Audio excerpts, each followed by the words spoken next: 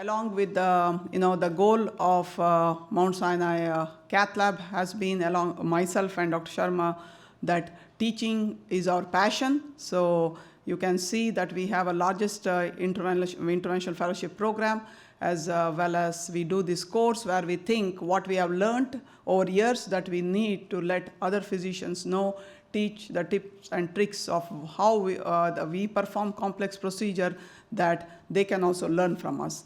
And that is what we want to be done along with the nurses, technician, so that they also teach the other nurses, technician around the tri-state area how our lab runs. So a lot of the talks involves what the update that has been going on in the field of interventional cardiology, but at the same time, the system process and the protocol that we have in Mount Sinai, so that you can take these protocols along with you and see how you can use it in your hospital and treat the patient so everybody has a safe outcome.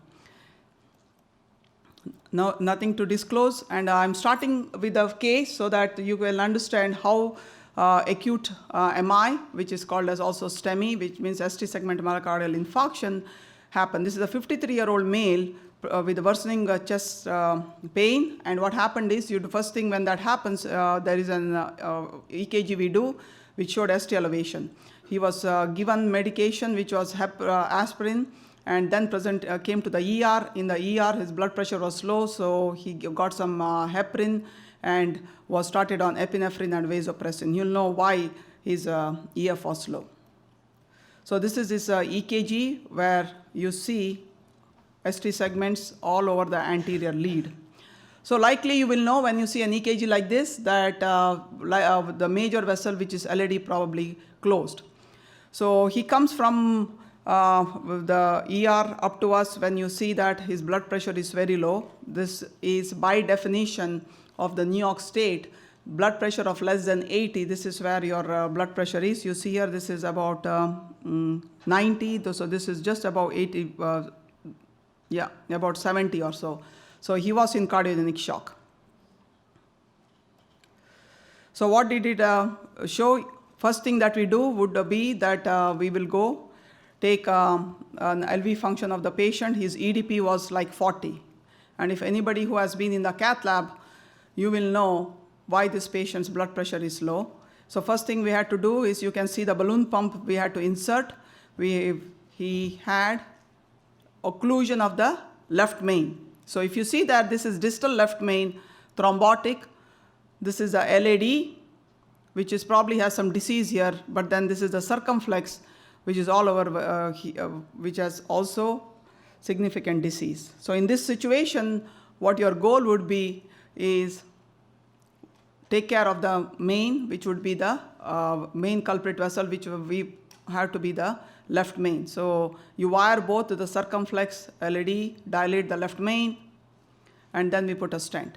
Now, I just want, okay, you can't go next. There was a branch here which was called the high lateral. So the high lateral branch, if you see here, we lost that, which is called as the pinch of the high lateral branch. I guess you have to go next here.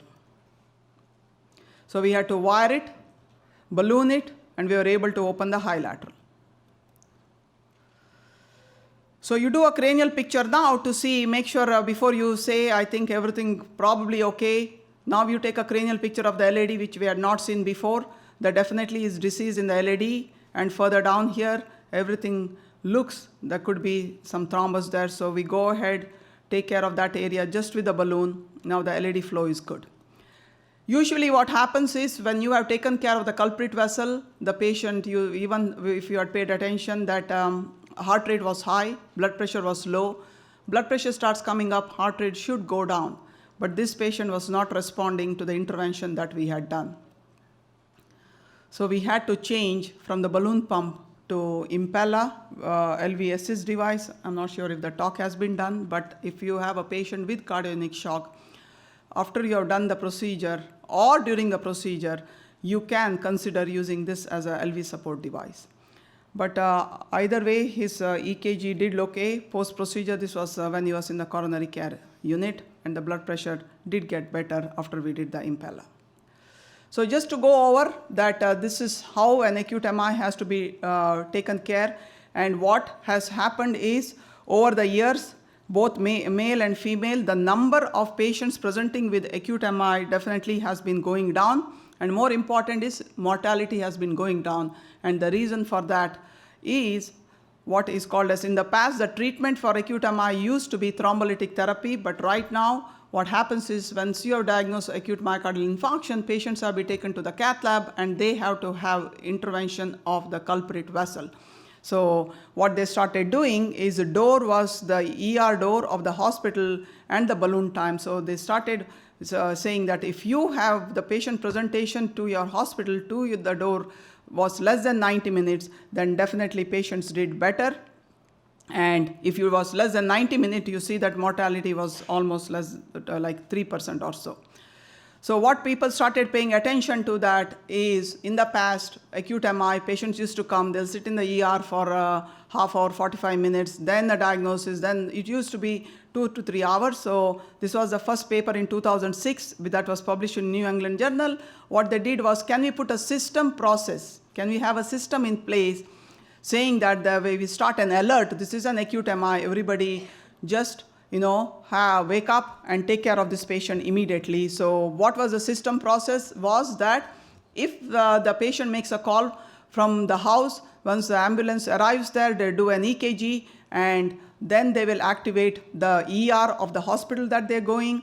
The ER physician will know. The ER physician will then activate what is called as a common pager, so that the Cath lab team is aware. The Cath lab team could be in-house rather than they are outside. So a lot of system process they put in place, and what essentially they showed was that every system process they did, your door to balloon time improved. So if you had 4 key features, which could have been any of the 6 of the system process they had, your door to balloon time actually decreased to almost 80 minutes.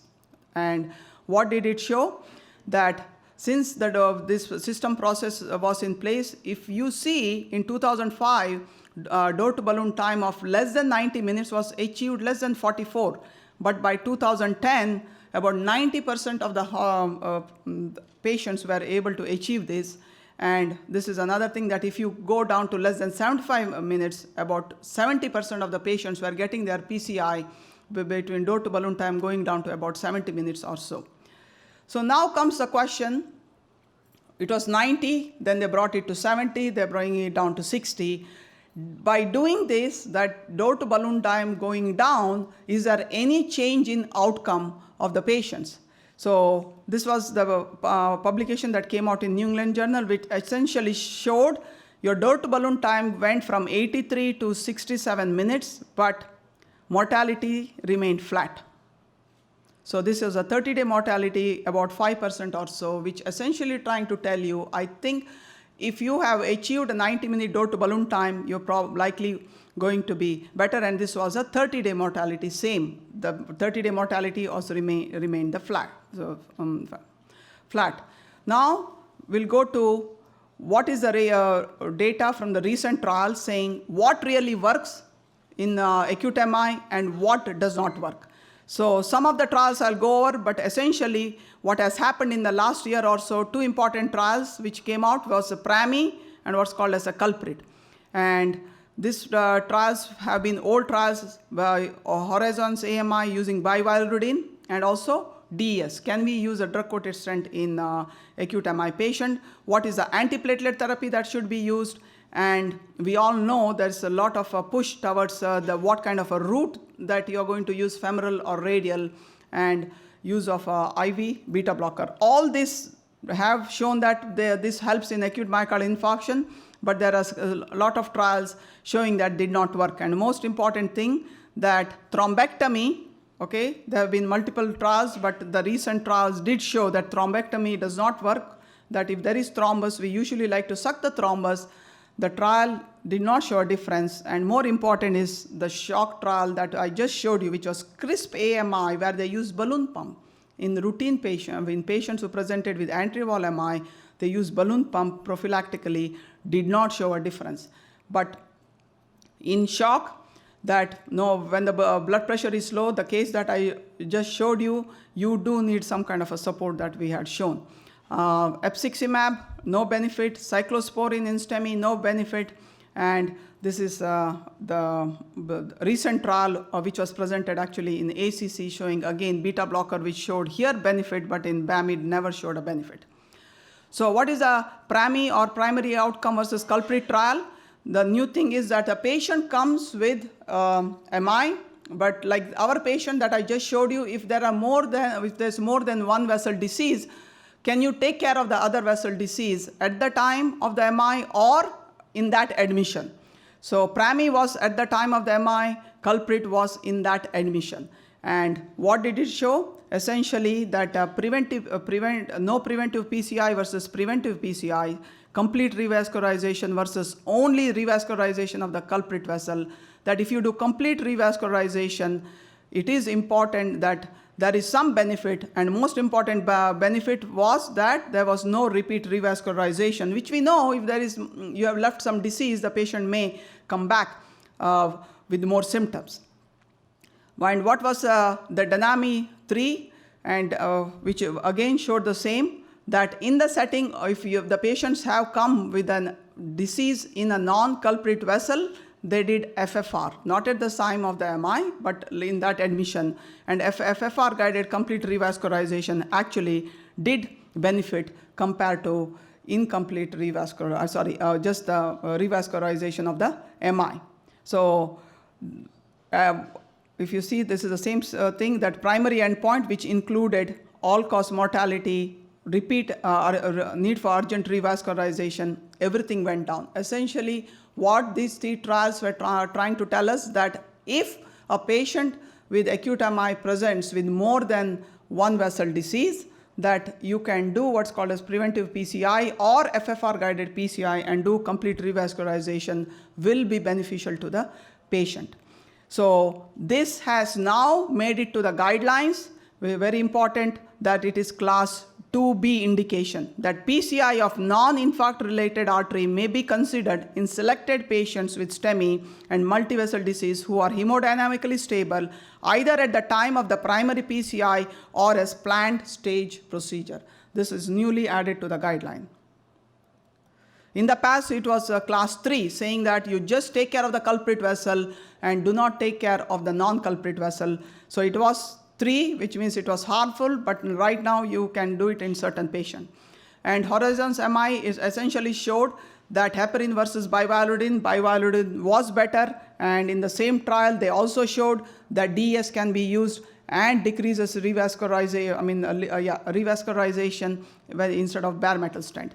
So coming to what is the type of antiplatelet therapy that you should use after post-MI, other than Plavix, the newer antiplatelet therapy, which is Prasugrel versus ticagrelor, both in Triton TIMI-38 trial as well as in Plato, showed that newer anticoagulants are definitely better and decreased mortality in patients who presented with STEMI. So that also is an important point, that if you have a patient presenting with STEMI and you think there is no bleeding risk, consider using the newer antiplatelet therapy, which is ticagrelor versus Prasugrel instead of the routine Plavix. This is another important trial, which actually you see here, matrix trial, where non-STEMI or STEMI who are supposed to go have PCI, they tried transradial versus transfemoral, and then again they were randomized to heparin versus bivalirudin, and both were presented essentially showing that radial route was better in this patient compared to femoral. Why? Decreased bleeding. Once there is a decreased bleed, it resulted or translated into decreased mortality in this patient. So if you have patient presenting with STEMI, if you should consider doing the procedure via the radial. In the same group, bivalirudin versus heparin, Horizons MI did show that bivalirudin was better compared to heparin, but in matrix trial, there was no difference, heparin versus bivalirudin, when you're doing the PCI versus via the radial. This is another trial about femoral versus radial, again showing the same benefit. Radial decreased non-cabbage related bleeding, and once you know bleeding decreases, it reflects onto mortality. What was Metocard trial? Giving IV beta blocker to the patients as they are entering the hospital. This particular trial, which was published in 2013, showed that patients who got beta blocker actually had decreased in the size of their myocardial infarction after they had their MRI. But the same thing was done in a randomized setting, and this trial showed that there was no benefit. So what was the trial? Was same patient who have STEMI in the ambulance, they started getting beta blocker, and the other versus placebo. 1 month MRI was done after 1 month, no change in the infarct size. The other trials have been what happens during acute myocardial infarction. The infarct-related artery has a problem, and then what happens? The muscle is dead. Is there some way you can get the, once you have opened the artery, lot of the muscle do try to regenerate, but if it does not, can we do what is called a stem cell or bone marrow cell therapy to these patients? You can take the bone marrow of the same patient and then inject it intravenously, but what was shown, that was no. I will show you what it shows. Red shows these trials were beneficial, the white showing that they're not beneficial. So they're mixed results compared to the, in this trial. So coming to what did we learn from all these trials that have happened. If you see here that STEMI, most important thing is the system process has to be in place to decrease door to balloon time. And multi-vessel PCI can be done in the setting of MI, and transradial should be the preferred route if the patient is presenting with STEMI. Antiplatelet therapy should be Procedural.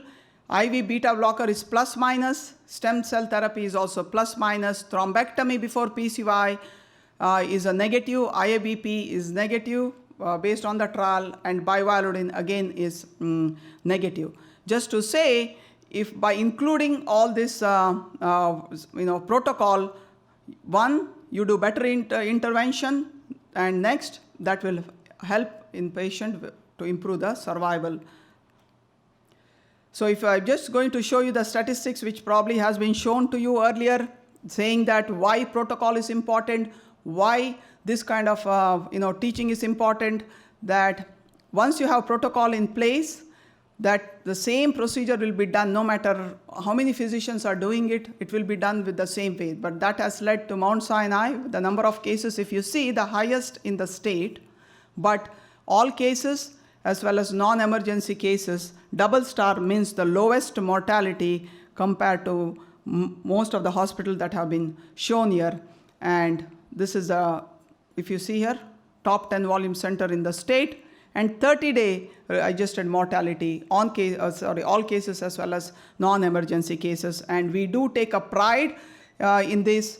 Why this has happened is just because of our system process, and that is what we are here to tell you guys, that this is the way we do it. You could translate into whatever we are doing to your hospital also. Now, what I had told you, everything is acute MI, how you take care of acute MI if a patient has presented with acute MI. Is there something we can do to prevent acute myocardial infarction? This was a trial actually presented yesterday by Salim Yusuf, who himself was the PI for this Interheart study, which was a case control study. And what did this particular trial show? If you see here, effect of potential modifiable risk factors associated with myocardial infarction done in 52 countries. And the patient, what they did was about close to 15,000 patients who presented with myocardial infarction were studied. And then case matched, they did another 15,000 patient. What was the difference in this patient? Why this patient presented with myocardial infarction? So if you see here, what was the most important thing is, you don't see it very well, but your lifestyle modification. Lifestyle modification included, which I don't always, eating fruits, vegetables, exercise, for some reason, alcohol was also better, and of course, your lipid profile had to be very good. So what did the final conclusion or the findings of this study was exercise. If you see that exercise, this finding suggests that approaches to prevention can be based on similar principle worldwide to have potential to prevent most premature causes of myocardial infarction. So the point I'm trying to make is that lifestyle modification, which includes, most people talk about most of the lifestyle modification, which includes no smoking, and your eating habits has to change. But most important point that I'm trying to make is exercise is very important. That if you have done the lifestyle modification way before, you can prevent. I'm telling you, your first myocardial infarction could be prevented. So it's very important that we pay attention to this particular trial. And then going to exercise alone, and a lot of things are changing. It's not just exercise, even bringing yoga into cardiovascular disease as a risk factor modification. There is no prospective study. A lot of it is meta-analysis of retrospective study. And what yoga does is that it definitely changes patient's risk factor profile, and the two risk factor profile that repeatedly every meta-analysis has shown that it definitely decreases the blood pressure, number one, and number two, that it can improve your lipid profile. So just myself, as well as I would say Beth Oliver, Antoinette, and a lot of other nurses around here, we took this into our wings and decided, why don't we do it to our staff here. So if you see here, we do run for fun and yoga every year. Okay, this is for the staff. If you see what we are doing, that now if we do it, I think that you can then tell your patient that if I can do it, you can do it, and this is how you need to change. So both primary prevention as well as secondary prevention. And I always believe that you practice before you preach to your patients. And coming next is that we also want to celebrate this for the first time what is called as the International Yoga Day. Actually, the International Yoga Day was the name given by like 2 years ago, that they decided June 21st will be the International Yoga Day, which will be next week, Tuesday. And that's what we want to celebrate here, along with some of the physicians as well as the nursing staff want to do it, to provide it to the Mount Sinai health system here, and we wanted to start this for the first time. Thank you, everybody, for your attention. Hope nobody was sleeping. We have this because every time I finish my procedure, we always clap. So